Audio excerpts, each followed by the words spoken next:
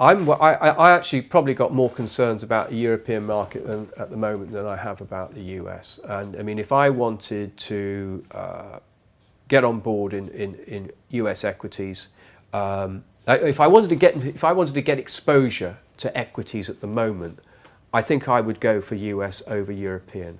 And I do that because at the very basic level, okay, we've got we in terms of what the central banks are going, we've got the US Fed telegraphing that by spring 2015 it will start to raise rates, but very, very gradually. Okay, so that should be a little bit of a damper possibly on equities, but maybe not actually. Maybe that's giving confidence and saying, actually things are progressing quite nicely. And I think that's the way the US investor is reading it. On the other side, of course, we've got the European Central Bank who are looking to ease in some way or other. At least they're talking it. They're talking the talk if they're not actually ready to sort of go out for a full-scale asset purchase program. Time will tell. But that's telling us a lot about Europe, and their central bank, large S, might come through to a greater extent. It might not. We don't know. But it's really telling us, and we can see with our own eyes, that Europe is in a pretty dire state at the moment. And there's this. I can't see it picking up in the near future. So I'm looking at US stocks. You just look at a chart of the major indices, and the trend is there, and it's an upward trend. I'm a little bit more suspicious about the European markets.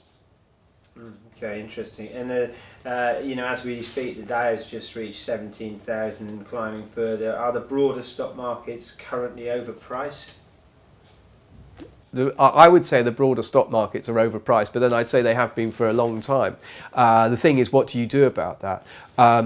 You either stay back and say, well, actually, I'm not going to play this game for a while, because the upward trend is still in place. It really is. There's a strong upward trend in the US stock market. The pullbacks are minuscule, 3%. We haven't had a significant pullback in a very, very long time.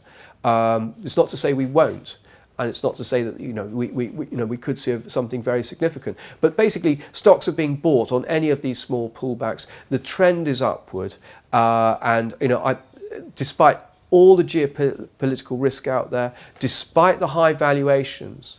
These are high valuations. I don't care who says they're not. They are. These are high valuations. But nevertheless, the trend is upwards. So you've got to either go with that or say, no, thanks, I'm not playing. So I think that the US market has probably got more on the upside. I haven't seen many sort of chinks or sort of things that are suggesting to me, certainly on a technical basis, that it's due a major correction. But from my point of view, I think it's overpriced. And I think there's too much stuff out there that could go wrong, even though it might not have gone wrong now.